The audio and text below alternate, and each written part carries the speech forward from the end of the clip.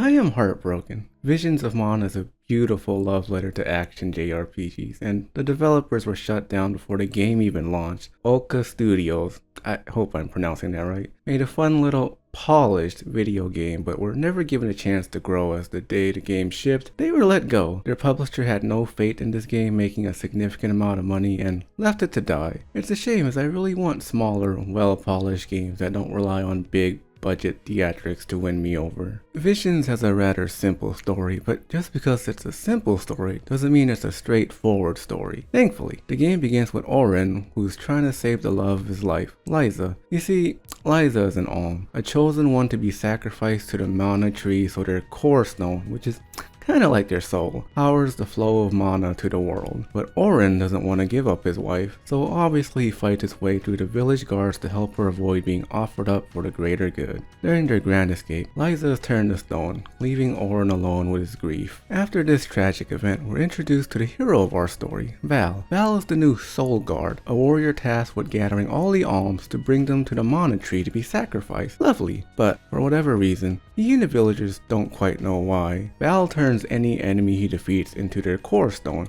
We'll get back to this later when it's properly explained. Alongside him is his childhood friend and his not-so-secret crush, Hina. She's chosen as the Alm of Fire by the fairy. Yeah, pretty morbid, but it's now his duty to take his crush to meet her own death, but it's for the good of the world, so it's all good, nothing wrong with that. Early on, one of the vice the game makes is that the characters primarily exist to move the plot forward. Both Val and Hina don't have a personality outside of having to follow their assigned tasks without fail, and have to have a few cutscenes together to show you they like each other. Granted, they don't show how much at all in the first place. You don't even know why they like each other, just that the story tells you that they do. The game's narrative may not be its strongest point, but the beauty of the world demands you explore every nook and cranny if you want to be properly statted with the powerful equipment and abilities. Monsters don't really drop items and money, no, but there's a boatload of items and chests scattered throughout the map. You'll occasionally find abilities, items, and money from these, but you're kind of incentivized to explore around so you can upgrade your equipment properly. There are also challenge areas for you to win extra moves for your party to equip. That's all great and all,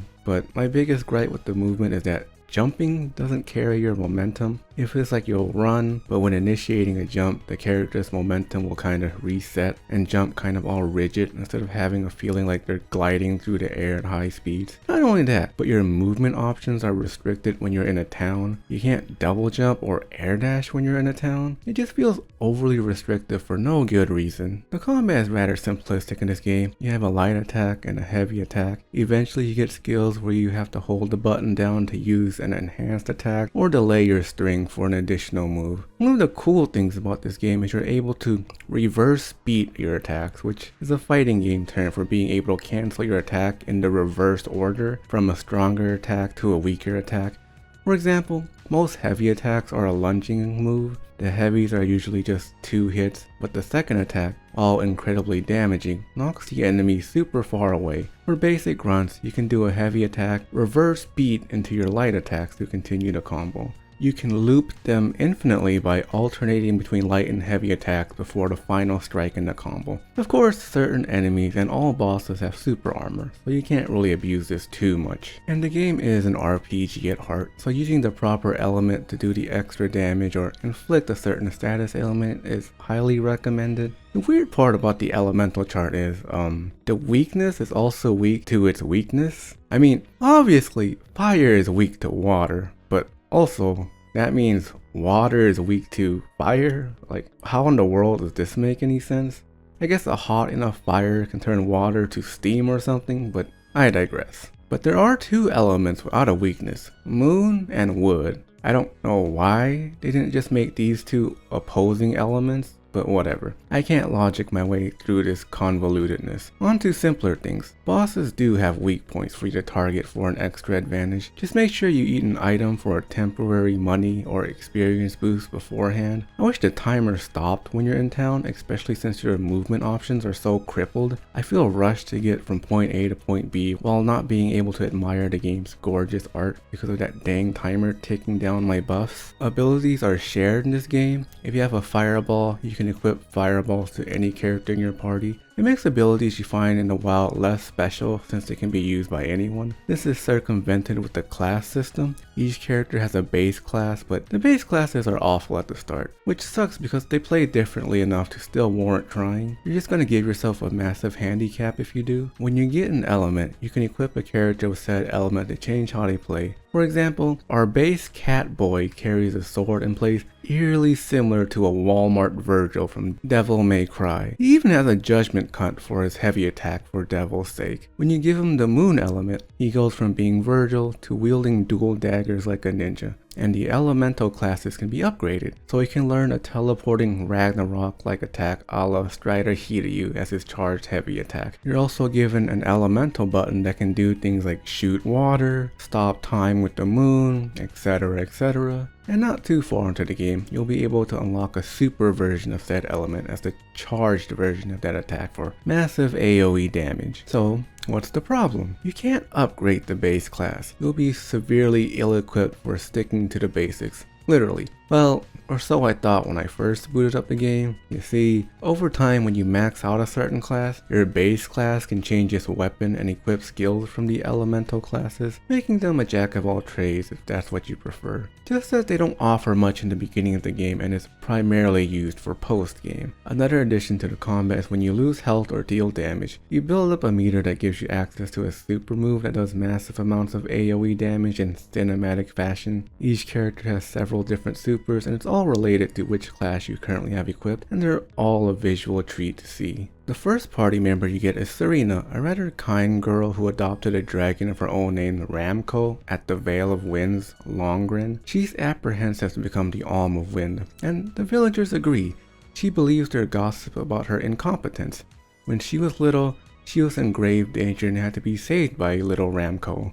This incident got her to believe she's unfit to become the Alm of Wind until our boy Val and Hina show up and inspire confidence in her. With her pity party now over, there's finally some fire in the personality of your group. Her gimmick in combat is that Ramco is there to aid her, and as a cute little addition, some of her strong attacks have her using him in combat. I'm gonna leave some criticism here.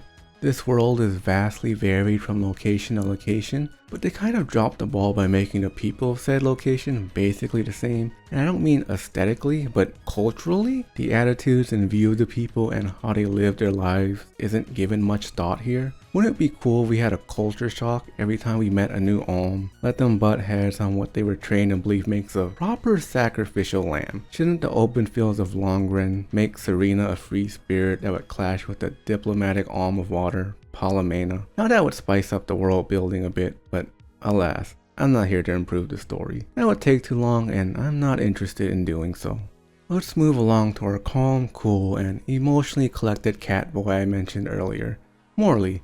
He's from the Moonlit Parish, Aethearn. If the snow-covered land doesn't give you the blues, the reason why it's so isolated from living beings might. You see, when Morley was a child, he climbed this giant hourglass that's supposed to have time powers, but it broke and swallowed everyone around him, including his mom. Aethearn was actually lush and full of life before this catastrophic event took place. Since there was no chosen one, the fairy could name the Alm of the Moon. The drought of mana caused the place to be buried in snow. Morley's goal is to find a lunar globe to turn back time and fix this mistake. But even with the device, he's unable to keep his emotions under wrap as his new tool can't save his mother and everyone around him from perishing. This is where the fairy gives him the title of the Alm of the Moon, and he accepts his fate to be sacrificed for the greater good. Our friends have to cross a bunch of land to make it to Rata Harbor, but thankfully they run into one of Morley's friends who lets them ride these giant, ferocious dog-looking things. Once we arrive, Serena bumps into some weird-looking dude named Passar who accuses her of stealing his key. Val eventually finds the key by talking to a random townsfolk, only for Auron to swoop on by to tell us that he'll handle things from here. While Passar is arguing with your party, Auron slips the key behind to make a fool out of him before you get on your boat and are attacked by a giant squid. Honestly, there's something a little too smooth and nimble about this Auron guy. Sometimes it's the charismatic ones you gotta be on the lookout for. You'll never suspect them to have any tricks up their sleeves.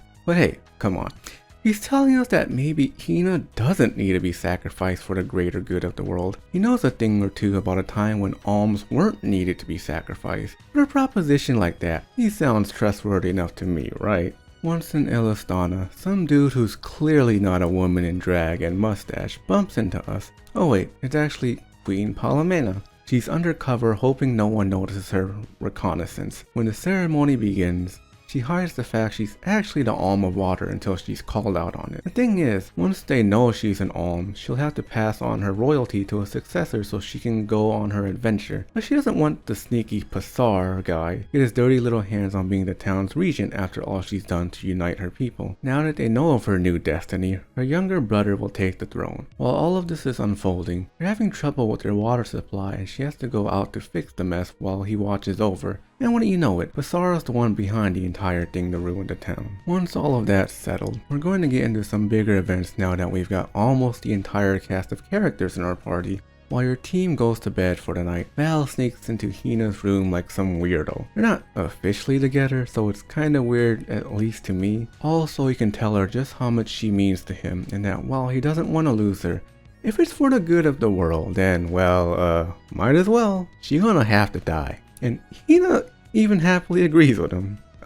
There's our goody two-shoes protagonist energy in full display. Orin spies on our two lovebirds like some creepy stalker. And if you've been paying attention, he's been hinting at an answer to their problem all along. And if they just take his non-conspicuous boat to a remote island where nothing could possibly go wrong, all their prayers would be answered. When they meet up on the ritual site that looks like a Stonehenge sacrificial circle, he casts a spell of purple magic, but oh no, it's a betrayal. Orin is using Val's power to turn his adversaries to core crystals, and he wants Hina's, saying something along the lines that he needs this if he's going to be able to save Liza. And that's what the naivete of our pure of heart hero gets, the death of the girl he's fallen in love with.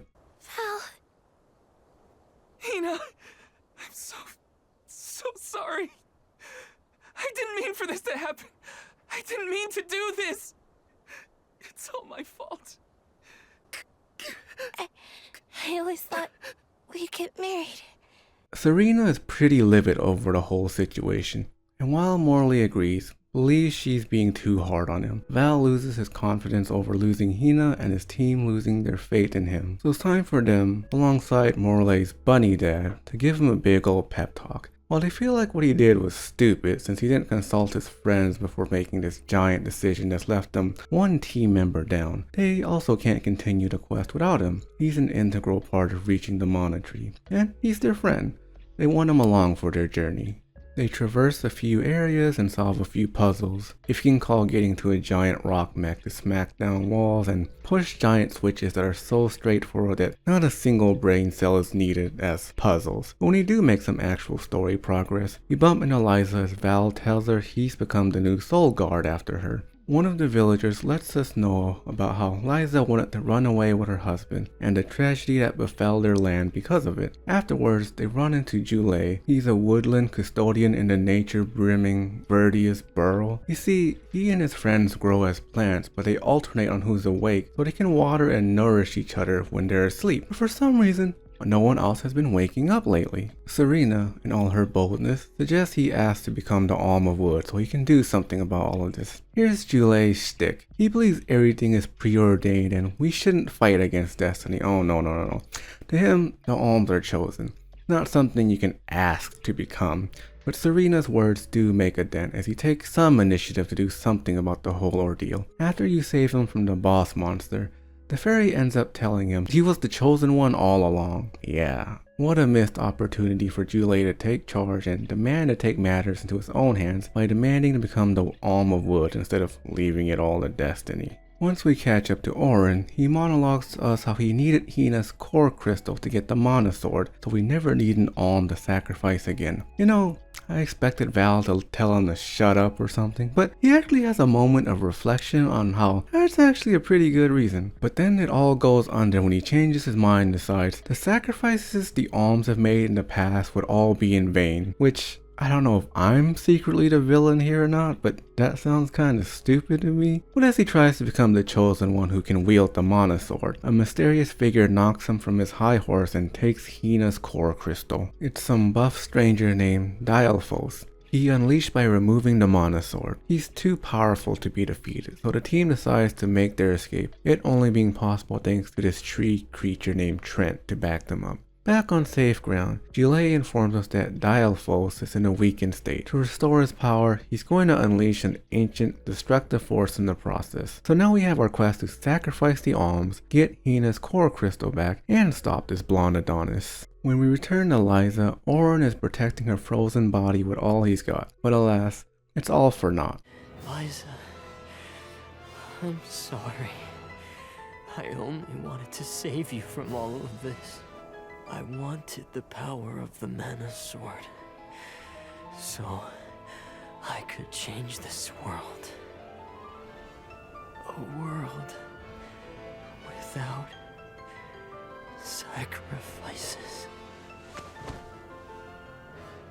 After taking down the first Benevodon that's attacking not too far from where you're at, Palomena mentions a good friend of hers at Bratzo Islet, or Islet, I don't know how to say that word. This place has got that spooky Halloween vibe. Not only that, they're using one of the sacred items to hold a building together. Have they no respect for the quest they're on? Anyways, we get into a bit of a love triangle as Morley becomes jealous at how close Palomena is to her good friend Aish. They figure time is on their side given Dialphos' main objective should be to attack the Benevodons to regain his power. So he gives us a fetch quest to gather some items so he and another nerd can concoct a potion to weaken Dialphos. Once the potion is done, they're kinda surprised to be ambushed by Dialphos. He kicks our team's butt, but the potion does spill onto him. We're much too weak to finish him off, giving him a chance to run away but not without cursing the goddess's name. The Benevodon of Darkness begins their attack. Once we defeat them, a fairy bestows the title of Alm of Darkness to Aish. And what does he have to say about the whole ordeal? You must be mistaken, Fairy, for the Alm of Darkness has always been a scholar of such profound intelligence that none could compare. Aish, see that you fulfill your duty as my Alm.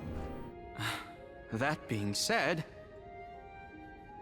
I am proud to hear that my endeavors have garnered your praise.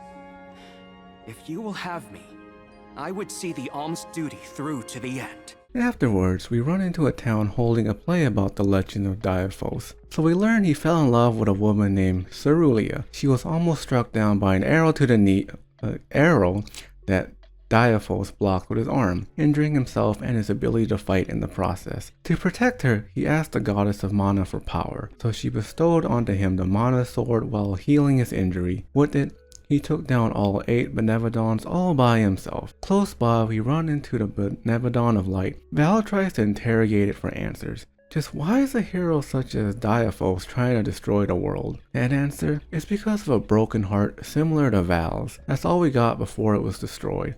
After the battle, the fairy is impressed by Val's heroism and makes him the Alm of Light, so he's both a soul guard and an Alm, just like Liza, except he's not frozen in stone like she is. Our heroes head off to seek guidance from the goddess of mana, but on their way there, they're tested by a giant white dragon, Fidice. Once they've convinced her by beating the snot out of her minions, they're granted access to the mana tree to ask the goddess for help, but she doesn't answer. Instead, a Val look-alike named Coda answers their questions. The world used to be split into 5 and there was an abundance of mana, but the humans stole the mana to wage war with one another, weakening their energy, pissing off the Benevodons to retaliate, and the 5 worlds crumbled together into one. Dialphos took things into his own hands to seal away these monsters to protect Cerulia. But while he was on his quest, the love of his life was taken from him, making him swear revenge against the goddess for her inaction. Coda lost his life imprisoning Dialphos before he could harm her. After hearing all of this, Val and the gang plead for their help and to delay the ritual. The Mana Tree needs the Core Stones as energy to protect the land. He learns his ability to turn people to Core Stones is passed down through his lineage, so eventually he would have had to turn Hina into one anyways. As a parting gift, they bestow Ramco their true form so they may head off and take down the remaining Benevodons. At Longren, Serena's friend Shiryu went on his own to find out what's causing the dangerous winds. Sadly, the path is blocked by a giant rock, so Serena attempts to get her family and villagers to aid her in pushing the rock aside, but they belittle her. Ain't no way someone as incompetent as her is gonna be able to move a rock like that. Come on, you little...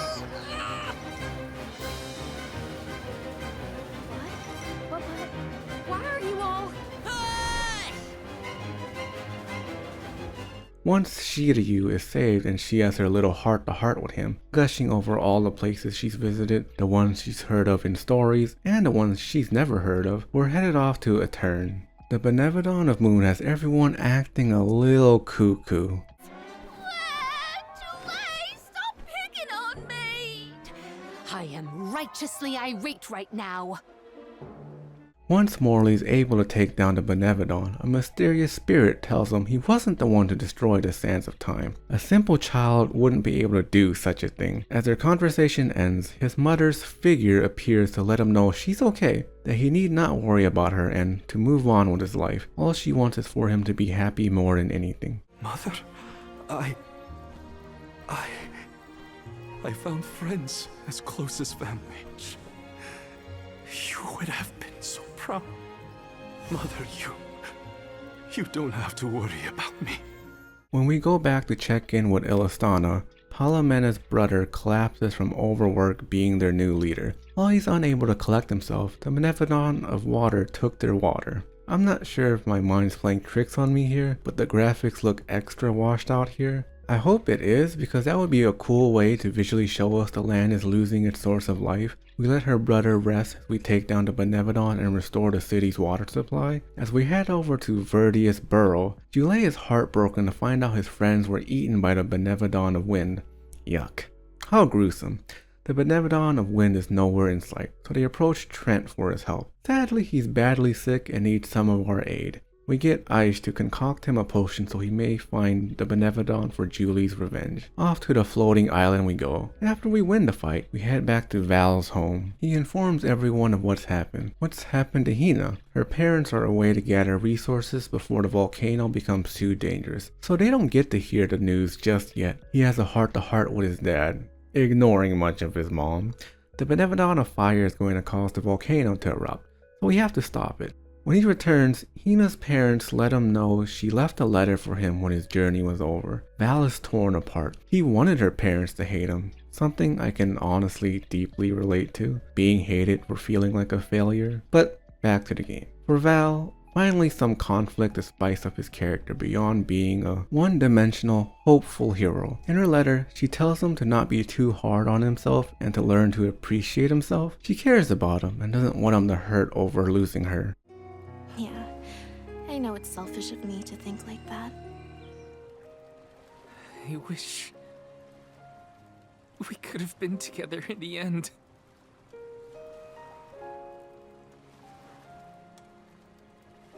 This feeling probably won't ever disappear completely. But that's okay. I'll treasure it. I'll keep Hina with me, wherever I go. When they confront Diaphos, he's covered in vines and this earthly appearance. As they struggle, he breaks the Mana Sword to gain a new power which strips him from his earthly form to something more sinister. I've also lost someone. Someone dear to me. And all this time, I've been thinking about the world and how we live in it. About the alms and their pilgrimage of sacrifice. About the Soul Guard, guiding them to the Mana Tree. The tradition is so ingrained in our society that I never thought twice about what was being asked of us. The goddess will feel my wrath! He runs to finish off the goddess of Mana to avenge the love of his life. We enter a distorted area that gives us visions of the past. Liza's journey as a soul guard, Diaphos taking on the burden of the world, his bitterness consuming him, learning of the death of his love, even a distorted past Trent who somehow attacks us. When we do reach Diaphos, he is sort of throwing a temper tantrum for losing the woman he loves. I don't want to sound like I'm belittling his pain.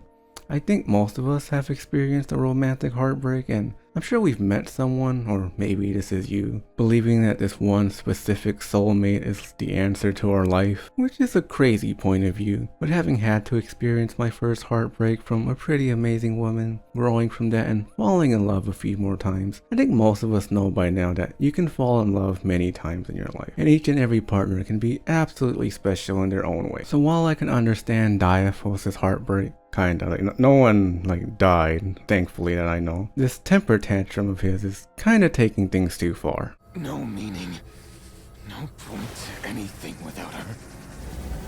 I would see the world burn, future and all!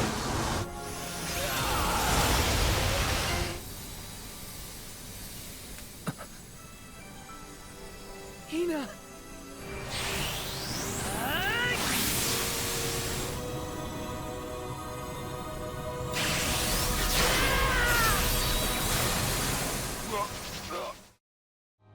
Now, Val, show us your conviction. The future I choose is...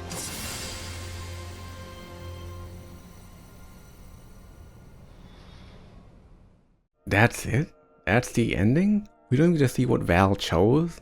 Are we going to continue the cycle of human sacrifices to protect the world we know? Or are we going to start over and adapt to the consequences we aren't quite sure of yet so we can prevent needless human death? Bro, like, what the f... Oh, no, there's a post-credit scene, but we still don't know what Val's choice was. It's just him passing on to meet with Hina in the afterlife, which is cute. I like it. So here's my chance to expand on the discourse around this game. I feel like the plot is pretty solid. It doesn't break new ground, but it has a beginning, middle, and end. The biggest downside is that the characters are underbaked. We could have used some conflict between Palamena's pragmatic ruling character and Serena's free spirit. Maybe have Val's optimism being challenged by Auron's dislike of human sacrifice, what is death, and the tragedy of Auron and Diaphos. Val can begin to grow bitter of people and his mission. We can have Morley's calm and collective demeanor being a mediator, and Jule's perseverance with watering his friends be a new source of hope for Val's optimism to want to take care and have hope for the greater good of people. Anyways, I'm not here to criticize the game too harshly. I'm already sad enough the studio was shut down before this beautiful gem had its time to shine and we could eventually get a new Mana game. Anyways, hope you have a great day. Take care.